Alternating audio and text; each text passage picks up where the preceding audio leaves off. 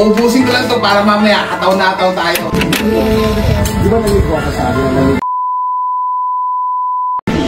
Pasok mo ganyan.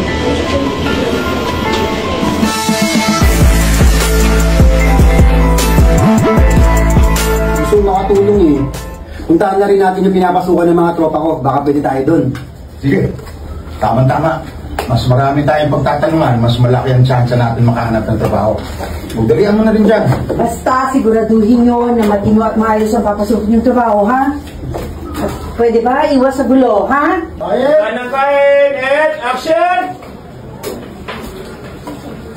Mamu, Pwede ma. kumain ka na rito at mahaba-habang araw natin. Gaan pa tayong trabaho. Sabi na, baka gusto mo sumama sa amin. Landalin kita doon sila Tasha sa Matalaan.